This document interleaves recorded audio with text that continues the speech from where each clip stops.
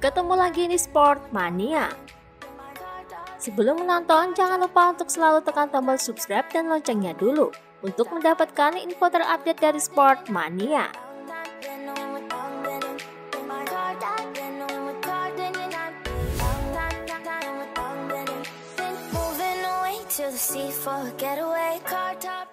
Dikutip dari Tutor Motori Web dalam sebuah wawancara dengan Momek, Mattia Pasini menyatakan keraguannya tentang Quartararo untuk tetap berada di barisan terdepan pada musim ini, hingga ia pun menyamakan Quartararo dengan Joan Mir, yang setelah memenangkan gelar akan sulit untuk mempertahankan gelar di musim berikutnya. Dia bisa melakukan seperti yang dilakukan Mir tahun lalu dan sedikit kesulitan, lebih sulit daripada ketika dia memenangkan gelar. Maka harus dikatakan bahwa kita kembali ke kejuaraan dunia nyata, tidak seperti yang 2020 dan 2021. Kejuaraan dunia nyata terdiri dari 20 balapan di 20 trek yang berbeda.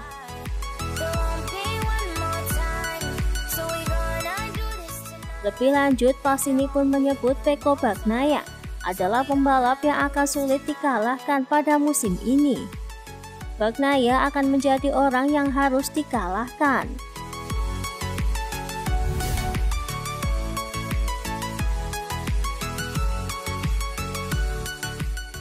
Danilo Petrucci ikut berkomentar sehubungan peta kekuatan MotoGP 2022. Ia mengakui bahwa Bagnaia memiliki potensi yang bagus pada musim ini. Tetapi ia juga menyebutkan bahwa ada 4 pembalap yang akan mengancam Bagnaia dan wajib diwaspadai. Saya pikir dia bisa memulai sebagai favorit, mengingat hasil final pada musim lalu. Bahkan jika Quartararo dan Marquez akan menjadi masalah besar, tapi juga Mir, Morbidelli, dan pembalap kuat lainnya. Pecco telah membuat kemajuan dalam pikiran dan cara berkendaranya. Ia tahu bagaimana memanfaatkan kualitas motornya. Aspek negatifnya dimulai sebagai favorit. Itu adalah masalah yang harus dikelola.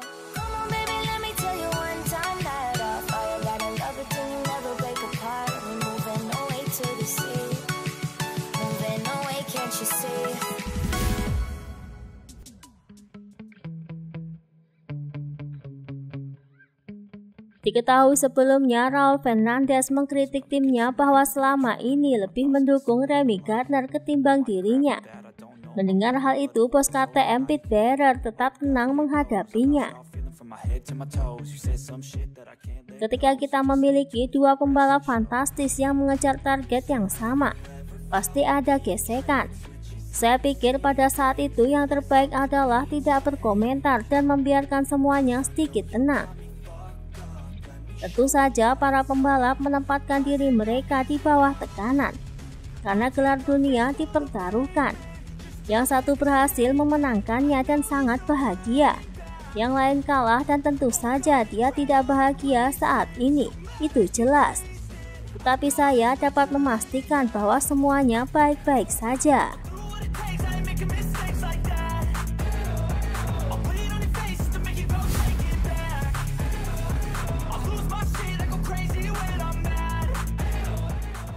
Dikutip dari Motosan, Gian Antonio adalah salah satu dari 5 pemula di kelas utama. Ia pun menjelaskan bagaimana kontak pertamanya di bulan November dan apa yang ia rasakan saat membalap dengan pembalap MotoGP papan atas. Ada 2 yang membuat saya terkesan, Fabio Quartararo dan Pecco Bagnaia. Saya melakukan beberapa putaran dengan mereka tetapi masih agak lambat. Mereka gila. Pecco memiliki kualitas berkendara yang luar biasa. Dia menggunakan Ducati dengan sangat baik di semua aspeknya. Fabio di sisi lain sangat bersih. Dia adalah sikat. Mereka adalah 2 yang saya pelajari sejak tahun lalu. Sekarang mereka menjadi referensi di MotoGP.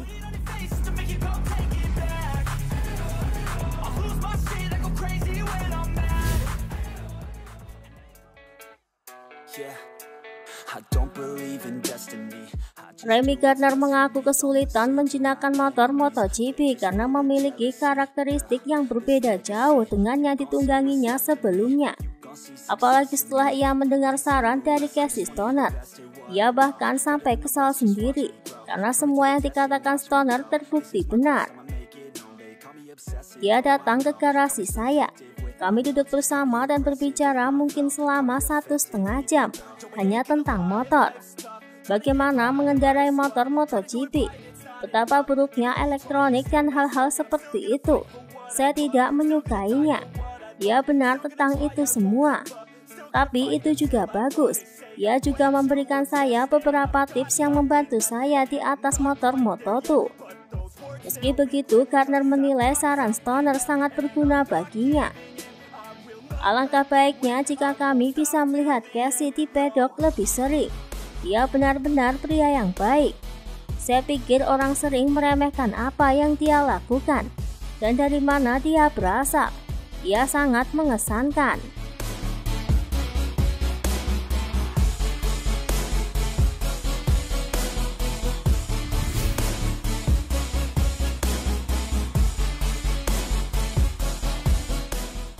Dikutip dari Motosan, masa depan Pol Espargaro di Honda saat ini tidaklah pasti.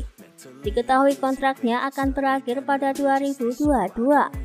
Pol pun berharap dirinya dan Honda bisa memperpanjang kontraknya.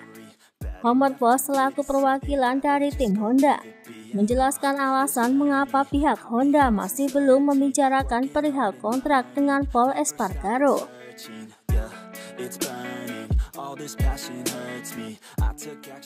Tim memberitahu kami bahwa mereka memiliki kepercayaan penuh pada Pol, bahwa itu akan memberinya semua dukungan, dan bahwa tujuan Honda adalah bahwa pembalap yang mereka miliki saat ini adalah yang dapat bekerja. Kami belum berbicara tentang pembaruan, dan saya pikir tidak masuk akal untuk melakukannya. Tidak hanya dalam kasus kami, secara umum tim manapun.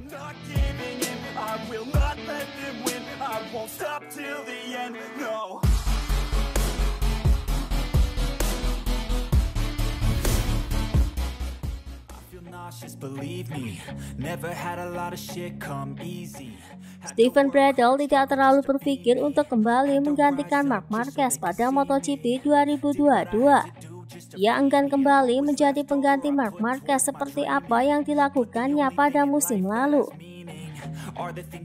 Saya tak pernah berspekulasi tentang itu. Saya tidak bisa mempengaruhi seberapa lama Marc absen. Itu kenapa saya tidak pernah membahas masalah ini. Seperti tahun lalu, saya menghadapinya seolah harus berkompetisi sebagai pembalap cadangan. Tapi saya tidak berspekulasi. Jadi saya tidak kecewa jika dia pulih tepat waktu.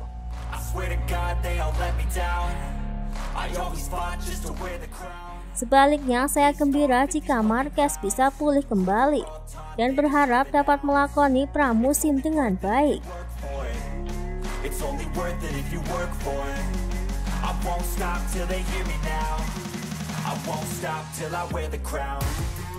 Tentu saja, saya harap tidak ada pembalap reguler yang cedera.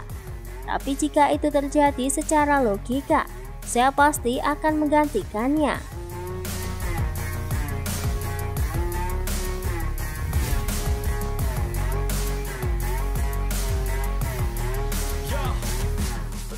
Bos KTM Pit Barrer memantau siapa saja yang mulai berniat membajak Pedro Acosta di MotoGP. Menurut Automotor Review, Pedro Acosta menjadi incaran Honda yang sedang mencari rider pengganti Marc Marquez.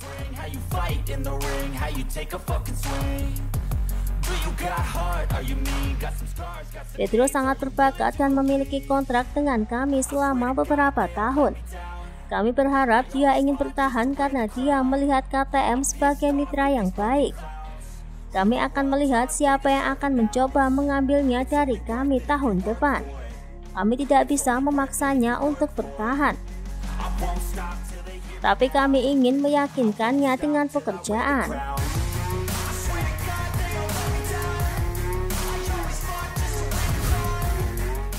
Itulah tadi beberapa informasi dunia MotoGP yang bisa kami sajikan.